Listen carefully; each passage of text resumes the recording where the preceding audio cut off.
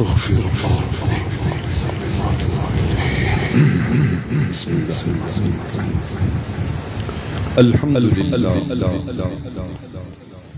الحمد لله رب العالمين ارحم الراحمين الذي ارسل حبيبه رحمة للعالمين والصلاة والسلام على خاتم الأنبياء والمرسلين وعلى آله وأصحابه وآبائه وأزواجه وإطرته وجميع أمته وأهل سنته أجمعين أما بعد فاعوذ بالله من الشيطان الرجيم بسم الله الرحمن الرحيم وما أرسلناك إلا رحمة للعالمين صدق الله مولانا العظيم وبلغنا رسوله النبي الكريم إن الله وملائكته يصلون على النبي يا أيها الذين آمنوا صلوا عليه وسلموا تسليما الصلاة والسلام عليك يا سيدي يا رسول الله وعلى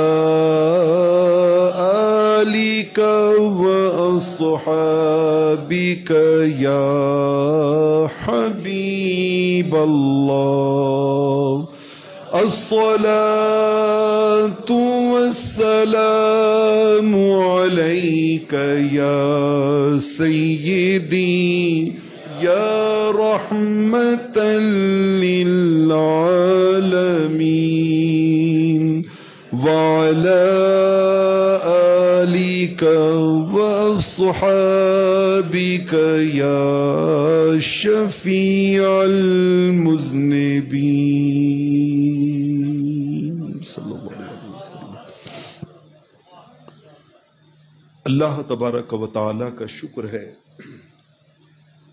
جس کی توفیق سے ہم اس کی بارگاہ کرم میں حاضر ہیں۔ دعا ہے کہ رب رحمان و رحیم ہمیں پوری زندگی حضور علیہ الصلاۃ والسلام کی محبت و اتباع کی خیرات نصیب فرمائے اور دنیا و آخرت میں حضور علیہ الصلاۃ والسلام کے غلاموں کا ساتھ نصیب فرمائے۔ آج جس موضوع کو بیان کرنے کی سعادت نصیب ہو رہی ہے اس کو میں نے عنوان دیا ہے رحمت خدا مرحبا مرحبا۔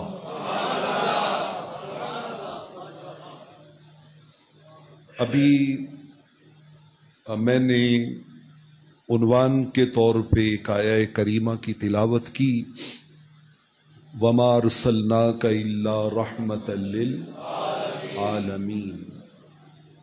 تب بھی اور اب بھی آپ کی طرف سے جو رسپانس آیا اس میں ایک روحانی لذت محسوس ہو رہی تھی۔ پتہ ہے کیوں؟ اور بہت سی وجوہات ہوں گی لیکن سب سے بڑی وجہ یہ ہے کہ آپ کی سماعتوں سے وہ آیت ٹکرائی کہ جس کے معنی کو آپ جانتے ہیں، جس کے معنی کو آپ جانتے ہیں۔ اس کا مطلب کیا ہوا کہ اگر ہم قرآن کی ہر آیت کے معنی کو جاننا شروع کر دیں تو ہر آیت ہی ہمیں ایسی روحانی لذت عطا کرے۔ ہماری بدقسمتی یہ ہے کہ ہم نے قرآن مجید کو بس میتھمیٹیکلی کاؤنٹنگ میں ڈال رکھا ہے کہ ہر حرف پہ 10 نیکیاں ہیں۔ ہمیں اس کی دیگر برکات اور دیگر اس کی نتیجے میں ملنے والی حسنات، بس ان کی طرف دھیان رہتا ہے، اور ہم نے کبھی یہ سوچا ہی نہیں ہے۔ علامہ اقبال علیہ الرحمہ مجھے یاد آ رہے ہیں کہ انہوں نے کہا تھا، تجھے کتاب سے ممکن نہیں فروغ کہ تو، فروغ کہتے ہیں روشنی کو، تجھے اس کتاب سے، قرآن سے، تجھے کتاب سے ممکن نہیں فروغ کہ تو کتاب خواں ہے مگر صاحب کتاب نہیں، کہ تو قرآن پڑھتا تو ہے لیکن اس کو سمجھتا نہیں ہے۔ تو میں یہ دعا کرتا ہوں کہ اللہ رب العالمین ہم سب کو اور بالخصوص ہماری آنے والی نسلوں کو قرآن کا اتنا فہم ضرور عطا کرے کہ جیسے اس آیت کے سننے پہ آپ کو من میں اترتا محسوس ہوا ہے، ہر آیت کے سننے میں من میں اترتا ہوا محسوس ہو۔ اور یہ اسی مقصد کے لیے آیا ہے، قرآن اسی مقصد کے لیے آیا ہے۔ آقا علیہ الصلوۃ والسلام نے وہ اجڑ معاشرہ، بہت سخت معاشرہ، تلخ معاشرہ، اس معاشرے میں یہ جو جہالت کے کانٹے نکال کے علم کے نور اور علم کے پھول وہاں پہ اگائے تھے، اس کے لیے کیا چیز تھی؟ دو ہی چیزیں تھی نا، ایک لفظوں کا قرآن تھا اور ایک گلیوں میں چلتا پھرتا بصورت رحمت کونین چلتا پھرتا قرآن تھا۔ تو آقا قرآن ہی پڑھتے تھے، قرآن پڑھتے بھی قرآن تھے، دکھاتے بھی قرآن تھے، پڑھتے بھی قرآن تھے اور دکھاتے بھی قرآن۔ ہم نہ پڑھتے ہیں نہ دکھاتے، سو ہمیں پتہ ہی نہیں ہے کہ قرآن کتنا بڑا سورس آف پاور ہے، کتنا بڑا سورس آف بلیسنگ ہے، اس میں کتنی رحمتوں کے سمندر پنہا ہے۔ یہ میں نے چند جملے آپ کے اس آیت کے سننے کے ذوق اور شوق پہ میرا دل چاہا، اور ساتھ میں اس دعا پہ دل چاہا کہ اللہ رب العالمین ہمیں چلے نہ صحیح، ہمارا نصیب ہمارے ساتھ تھا تو کم از کم آنے والی نسلوں کو تو قرآن کا الحمد سے والناس تک پورا فہم عطا فرمائے، پورا فہم عطا فرمائے۔ میں اب اس آیت کا ترجمہ مجھے کرنے کی ضرورت نہیں ہے، جو میں نے عنوان گفتگو کے طور پہ پڑھی، آپ نے اپنے رسپانس سے بتایا کہ آپ کو اس کا ترجمہ پہلے سے آتا ہے۔ تاہم میں الطاف حسین حالی کی زبان میں آپ کے ذوق کے لیے اس کا ترجمہ پیش خدمت کرتا ہوں۔ مفہوم اس کا، علامہ الطاف حسین حالی نے کہا تھا، وہ نبیوں میں رحمت لقب پانے والا، مرادیں غریبوں کی بر لانے والا، مصیبت میں غیروں کے، اپنوں کے نہیں غیروں کے، غور کیجیے، اپنے تو ان کا تو مقام ہی کچھ اور ہے نا۔ یہ دربار رسالت ہے، یہاں ملتا ہے بن مانگے، یہاں سے خالی غیر بھی جایا نہیں کرتے۔ تو وہ مصیبت میں غیروں کے کام آنے والا، وہ اپنے پرائے کا غم کھانے والا، فقیروں کا ملجا، ضعیفوں کا ماوا، یتیموں کا والی، غلاموں کا مولا، خطاکار سے درگزر کرنے والا، بداندیش کے دل میں گھر کرنے والا، خطاکار سے درگزر کرنے والا، بداندیش کے دل میں گھر کرنے والا، مفاسد کا زیر و زبر کرنے والا، قبائل کو شیر و شکر کرنے والا، اتر کر ہیرا سے سوئے قوم آیا اور ایک نسخہ کیمیا ساتھ لایا۔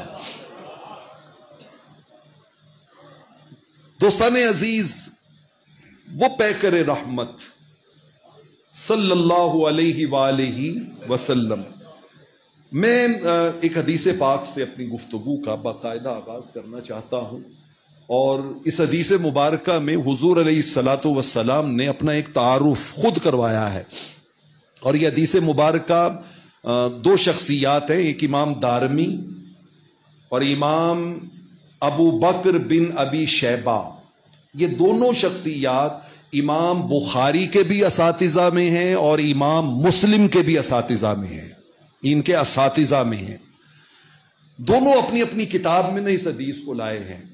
امام دارمی سنن دارمی میں لائے ہیں، اور امام ابو بکر بن ابی شیبہ جو ہیں، بن ابی شیبہ، وہ مصنف ابن ابی شیبہ میں لائے ہیں یہ حدیث پاک۔ اور حدیث کا آغاز پتہ ہے کہاں سے ہوتا ہے؟ صحابہ کرام علیہم الرضوان کہتے ہیں کان رسول اللہ صلی اللہ علیہ وآلہ وسلم ینادیہم، آقا یہ تعارف اپنا دو چیزیں بیان کرتے ہیں۔ ایک تو حضور علیہ الصلوۃ والسلام یہ تعارف اکثر کروایا کرتے تھے۔ کیا؟ اکثر، یہ نہیں کہ کوئی ایک دو بار، حضور علیہ الصلوۃ والسلام کثرت سے کانا ینادی۔ ہمارے اس اجتماع میں بہت اہل علم عربی کے اعتبار سے بیٹھے ہوئے ہیں، وہ سمجھتے ہیں کہ جب فعل مضارع پہ فعل ماضی داخل ہو جائے تو کانا، تو یہ فائدہ دیتا ہے ماضی استمراری کا، یعنی ماضی میں جو کام کنٹینیوسلی جاری رہے، بار بار کروایا جائے۔ تو کان رسول اللہ صلی اللہ علیہ وسلم ینادیہم، آقا علیہ الصلوۃ والسلام نے پوری حیات مبارکہ میں کثرت سے یہ انٹروڈکشن کرایا اپنا، ایک بات۔ دوسری بات ہے حضور علیہ السلام یہ تعارف چپکے چپکے نہیں کرواتے تھے، ینادیہم بآواز بلند کرواتے تھے، پکار کے، کسی کو نا متوجہ کر کے، آوازیں دے دے کے پکار کے تعارف کرواتے تھے، اور تعارف بھی صرف دو لفظوں میں کرواتے تھے۔ کتنے لفظوں میں؟ دو لفظوں میں۔ میں آپ کے سامنے وہ پڑھتا ہوں، یا ایھا الناس، اے لوگو، اے لوگو، اے لوگو۔ یار رحمت کونین کے اس پکار کی طرف یہاں بیٹھے لوگوں کے بھی تو توجہ پوری طرح جانی چاہیے نا، اور روح کے کانوں سے محسوس کرنا چاہیے کہ آقا مجھے بلا رہے ہیں، آقا مجھے بلا رہے ہیں، آقا مجھے بلا رہے ہیں۔ او لوگو، او لوگو، او لوگو، لبیک یا رسول اللہ، آقا جی حاضر ہیں۔ آپ دو لفظوں میں اپنا تعارف فرماتے انما انا رحمت۔ انما یہ عربی زبان میں جہاں جس جملے کے شروع میں آتا ہے نا اور اس کے بعد جس چیز کا ذکر ہوتا ہے، اس کا مطلب یہ ہوتا ہے کہ یہ جو اس کے بعد آنے والی چیز ہے وہ بالکل ایسے ہی ہے، اس کے علاوہ اس کا اور کوئی معنی نہیں ہے، کوئی اس کی، مثلا قرآن میں آیا انما، یہ لفظ آیا اور بعد میں جملہ کیا آیا؟ الہکم الہ واحد، تمہارا خدا کیا ہے؟ ایک ہے۔ تو انما نے بعد والے جملے کے بارے میں یہ یقین پیدا کر دیا کہ اب اس ایک کے علاوہ کوئی اور دوسری صورت ممکن نہیں ہے۔ تو انما کا یہ فائدہ ہوتا ہے، انما۔ تو اللہ رب العالمین کے پیارے محبوب علیہ السلام نے یہی لفظ استعمال کیا، فرمایا انما انا رحمت۔ آقا نے فرمایا میرا تعارف پتہ ہے کیا ہے؟ بے شک میں رحمت ہوں، بے شک میں رحمت۔ کبھی درود و سلام پڑھتے ہوئے نا اس جملے کو فیل کیجئے گا، اور درود و سلام میں یہ فیلنگ شامل کر کے درود و سلام پڑھیے گا کہ آقا جی میں انہوں تے درود پڑھ رہے ہیں جنہ دا تعارف یہ ہے کہ وہ رحمت ہی رحمت، وہ رحمت ہی رحمت ہے۔ حضور تو آپ نے خود کہا انما انا رحمت، بے شک میں، اس کے علاوہ کچھ نتھنگ ایلس، اور کچھ ہے ہی نہیں، میں صرف اور صرف کیا ہوں؟ رحمت ہوں، صرف رحمت ہوں۔ دیکھ نا پانی صرف پانی ہوتا ہے، پانی کیا ہوتا ہے؟ صرف پانی ہے جو پڑا ہوا ہے، اسے جاہل پیے اس کی بھی پیاس بجھے گی، اسے عالم پیے اس کی بھی پیاس بجھے گی، اسے امیر پیے اس کی بھی پیاس بجھے گی، غریب پیے اس کی بھی پیاس بجھے گی، بادشاہ پی لے اس کی بھی پیاس بجھے گی، ایک عام چپڑاسی نوکر پی لے تو اس کی بھی پیاس، چونکہ وہ پانی ہے۔ وہ کیا ہے؟ وہ بادشاہ، فقیر، امیر، غریب، بڑا چھوٹا، عالم جاہل، یہ چیزیں نہیں دیکھتا، رب نے اس کو بلٹ ان اس کے اندر پیاس بجھانے کی خاصیت رکھی ہے۔ تو آقا علیہ الصلوۃ والسلام نے فرمایا انما انا رحمت۔ کیا مطلب ہے؟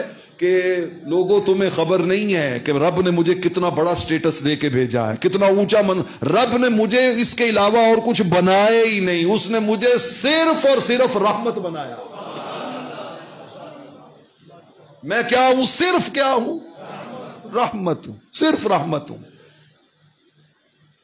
جنہوں نے مجھے مکہ سے نکلنے پہ مجبور کر دیا تھا نا، جب وہ قیدی بن کے میرے سامنے کھڑے ہوں گے نا، تو یہ نہیں ہوگا کہ ابو بکر عمر کھڑے تھے تو رحمت تھے، اب یہ کھڑے ہیں تو رحمت نہیں۔ فرمایا میں ان کے لیے بھی کیا ہوں گا؟ رحمت۔ وہ جنہوں نے طائف میں مجھے پتھر مارے تھے نا اور مجھے لہو لہان کر دیا تھا کہ میرے خون کے پرنٹ جو ہیں وہ زمین پہ لگتے تھے، تو میں ان کے لیے بھی کیا تھا؟ رحمت ہی تھا۔ میں وہاں میری حیثیت چینج نہیں ہو گئی، انما انا رحمت۔ اب میں اس کی وضاحت میں آگے مزید جانا نہیں چاہتا چونکہ ٹائم مختصر ہے۔ اصل اگلا لفظ آپ کو بتانا مقصود ہے جو شاید آپ پہلی بار سنیں۔ آقا علیہ الصلوۃ والسلام نے فرمایا انما انا رحمت مہدات۔ مہدات، آپ ایک لفظ سنتے ہوں گے ہدیہ، عربی میں تحفے کو، گفٹ کو کیا کہتے ہیں؟ ہدیہ۔ آقا نے فرمایا انما انا رحمت مہدات، فرمایا بے شک میں رحمت ہوں، اور وہ رحمت ہوں جو رب نے تمہیں بطور تحفے کے عطا فرمائی۔ رحمت کونین صلی اللہ علیہ وآلہ وسلم از دا گفٹ آف آلمائٹی اللہ۔ یہ رب کا دیا ہوا کیا ہے؟ تحفہ ہے، ہدیہ ہے، تحفہ ہے۔ یہ اللہ نے تحفہ عطا کیا ہے۔ دیکھیں رب نے بہت سی چیزیں بندوں کو عطا کی، لیکن کسی اپنی عطا کو تحفہ نہیں کہا، ہدیہ نہیں کہا۔ کائنات میں جو میری بارگاہ میں ہدیہ کہلانے کے چیز لائق ہے نا، وہ ایک ہی ہے کہ میں نے آمینہ کا لال جو میرا محبوب تھا وہ بطور تحفے کے لوگوں تمہیں عطا فرما دیا۔ فرمایا یہ رب نے تمہیں ہدیہ دیا ہے۔ اچھا ہدیے کی، ابھی میں آپ میں سے کسی کو کوئی ہدیہ پیش کروں، پھول گلاب کا دے دوں، کوئی اور گفٹ اس کو پیش کر دوں، پہلا امپریشن کیا ہوتا ہے کہ جب آپ کسی کو کوئی تحفہ دیتے نا تو وہ دیکھتے ہی کہ میں کہوں سر یہ آپ کے لیے تحفہ ہے میری طرف سے، تو اس کے چہرے پہ اسمائل آئے گی، اس کے چہرے پہ کیا آئے گی؟ اسمائل آئے گی، وہ خوش ہوگا، مسکرائے گا، یہ تھینکس ہوگا اس ہدیے کا کہ وہ تیوریاں چڑھا کے، منہ بنا کے، بسور کے وہ تحفہ نہیں لے گا۔ جیسے ہی میں نے کہا سر یہ آپ کے لیے تحفہ ہے، تو اس کے چہرے پہ کیا آ جائے گی؟ اسمائل آ جائے گی، خوشی آ جائے گی، اور وہ اپنی خوشی کا اظہار کرے گا، وہ خوش ہوگا، چہرے سے خوشی کا اظہار کرے۔ کوئی کیسا بھی آدمی ہو، آپ اس کو تحفے کی بات کریں، اس کے سارے امپریشن چینج ہو جائیں گے، امپریشن چینج ہو جائیں گے۔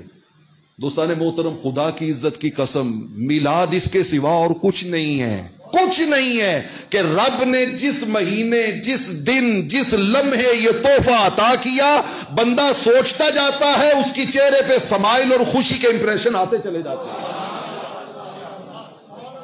کہ یار اس میں مجھے رب نے تحفہ دیا تھا، رب نے ہدیہ دیا تھا، تحفہ دیا تھا، ایسا تحفہ کہ جو ہے ہی رحمت، اونلی اینڈ اونلی بلیسنگ، جو صرف اور صرف رحمت ہے، اس کا کوئی اور تعارف ہی کوئی نہیں ہے۔ میں اس کی وضاحت آپ کے سامنے ایک روایت سے کرتا ہوں، اور یہ امام واقدی المغازی میں اس کو لائے ہیں۔ ہماری جو سمجھ لیں کہ ہسٹری کا پہلا سورس ہے نا، اوریجنل سورس، ان میں یہ کتاب شامل ہوتی ہے، امام واقدی کی المغازی اور حافظ ابن کثیر کی البدایہ والنہایہ، اور اتنے تسلسل سے یہ واقعہ ہے کہ اس کی اتھینٹیسٹی میں کسی قسم کا کوئی شک اور شبہ نہیں ہے۔ میں وہ آپ کے سامنے رکھتا ہوں۔ حضور علیہ الصلوۃ والسلام کی 4 نور نظر تھی، بیٹیاں تھیں، اور ان میں سب سے بڑی بیٹی کا نام تھا سیدہ زینب۔ کیا نام تھا؟ سیدہ زینب بنت محمد صلی اللہ علیہ وآلہ وسلم۔ اچھا یہ وہی آپ کی نور نظر ہیں جن کی آگے بیٹی تھی سیدہ امامہ۔ کون؟ سیدہ امامہ رضی اللہ تعالی عنہا، حضور علیہ السلام کی نواسی لگی۔ میں صحیح بخاری پڑھ رہا تھا تو میں حیران ہوا کہ ہم میل ڈومینیٹڈ سوسائٹی میں رہنے والے لوگ بس بچوں کی باتیں زیادہ کرتے ہیں، بچیوں کی ہم بات ہی نہیں کرتے۔ میں پڑھ کے حیران ہوا صحیح بخاری میں کہ آقا علیہ الصلوۃ والسلام جس طرح حسن و حسین کو کندھوں پہ اٹھاتے تھے نا رضی اللہ تعالیٰ عنہما، اسی طرح اپنی اس لاڈلی نواسی کو بھی اپنے کندھوں پہ اٹھایا کرتے تھے، اور صرف کندھوں پہ اٹھاتے ہی نہیں تھے بلکہ مسجد میں آتے اور مسجد میں آ کے کندھوں پہ بیٹھی بٹھائی کے ساتھ نماز شروع کر دیتے۔ اور جب رکوع سجود میں جانے لگتے تو دوران نماز حضرت امامہ کو اپنے مبارک ہاتھوں سے اٹھا کے نیچے کھڑا کر دیتے، رکوع و سجود مکمل کرتے، پھر اٹھ کے جب نارمل پوزیشن میں بیٹھتے تو نماز میں امامہ کو اٹھا کے پھر اپنے کندھوں پہ بٹھا لیتے۔ یہ سیدہ امامہ رضی اللہ تعالی عنہ، ان سے بھی آقا علیہ السلام کا پیار بے پناہ تھا، بے پناہ پیار تھا، نواسی تھی آپ کی۔ ان کی امی جان سیدہ زینب رضی اللہ تعالی عنہ، آقا علیہ السلام نے 2 ہجری میں ہجرت کی، آپ 2 ہجرت فرما کے چلے گئے نا، تو 2 سال آپ کی یہ نور نظر مکہ معظمہ میں ہی رہی ہیں، شادی ہوئی تھی، بچے تھے، تو 2 ہجری میں انہوں نے ہجرت کی ہے۔ اب میں واقعے کی ڈیٹیل میں نہیں جاتا، اس کو شارٹ کرتا ہوں کہ جب ہجرت کے سفر پہ مکہ سے روانہ ہوئی نا، تو مکہ والوں نے ٹریس کیا، چیز کیا، اور پیچھے سے تعاقب کر کے نا تو انہوں نے پکڑ لیا، اور انہوں نے کہا کہ آقا علیہ السلام تو چلے گئے نا، اب ہم ان کے رشتہ داروں کو نہیں جانے دیں گے، ان کے بال بچے کو نہیں جانے دیں گے، ہم ان کو یہاں پہ یرغمال بنا کے رکھیں گے۔ تو وہ ہمیشہ اس طرح ظلم و ستم کرتے رہتے تھے۔ آ کے انہوں نے اس قافلے کو بھی ٹریس کیا اور پکڑ لیا۔ آپ اونٹ پہ جلوہ افروز تھی، اور اتفاق سے ان دنوں میں آپ پریگننٹ تھی، امید سے تھی، کسی نئے جی کے آنے کی امید اللہ نے لگائی ہوئی تھی، تو آپ اوپر بیٹھی ہوئی ہیں۔ ایک بدبخت شخص جو اس وقت تک بدبخت تھا، بعد کی کہانی بعد میں عرض کرتا ہوں، نام تھا اس کا حبار، اس نے اپنے بغض باطن کا اظہار کرنے کے لیے نا اونٹ پہ بیٹھی حضرت سیدہ زینب کو نیزے سے کچوکے مارے۔ کبھی آپ کو کہیں نیزہ چبھ رہا ہے، کبھی کہیں چبھ رہا ہے، اور بالآخر اس چبھن کی وجہ سے نیزے کے ساتھ اس نے اوپر سے نیچے گرایا، آپ نیچے گری، وہیں پہ آپ کا وہ ابارشن ہو گیا، بچہ جو تھا وہ ضائع ہو گیا، اور آپ شدید زخمی، خون میں لت پت تڑپنے لگی۔ قصہ مختصر، ہجرت کر کے مدینہ طیبہ پہنچ گئی۔ اب ذرا تھوڑی دیر کے لیے سوچئے کہ ایک باپ نے اس حالت میں اپنی بیٹی کو کیسے ریسیو کیا ہوگا۔ سیدہ زینب کو آقا علیہ السلام نے ریسیو کیا ہے۔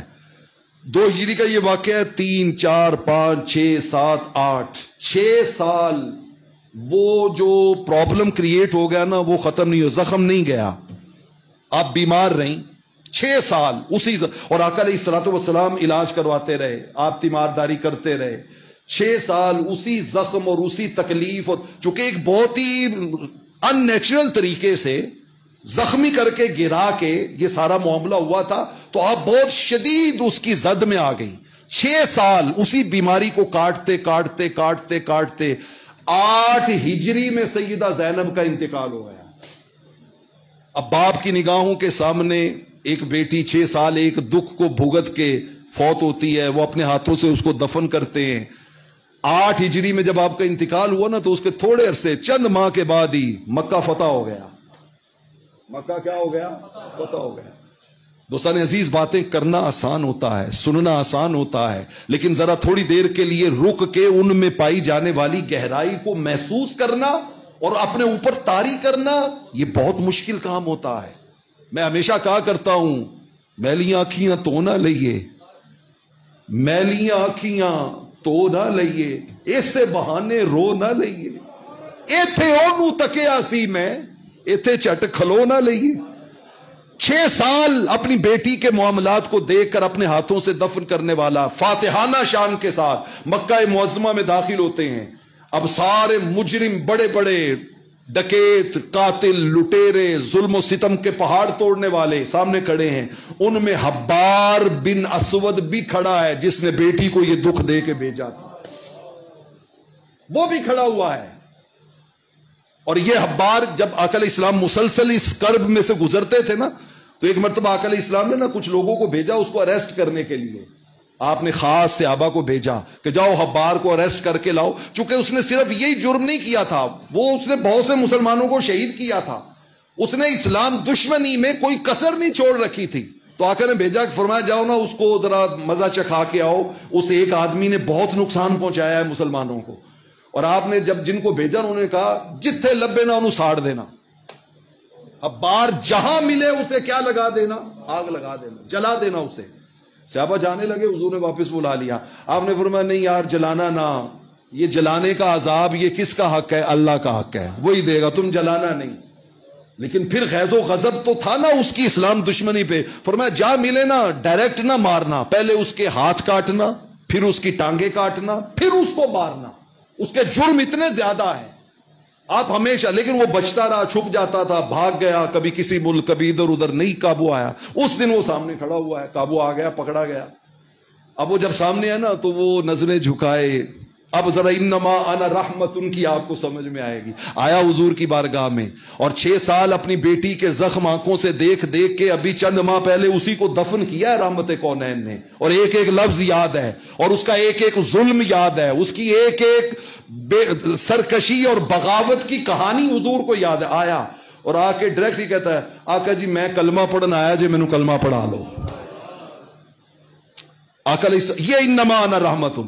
آقا علیہ السلام نے فرمایا اچھا, فرمایا پڑھو کلمہ. اس نے کلمہ پڑھ لیا. آقا نے فرمایا اس سے پہلے جو تم نے کیا تھا سب کچھ معاف کیا. سب کچھ کیا کیا؟ معاف کیا. ذرا جگرا دیکھیے.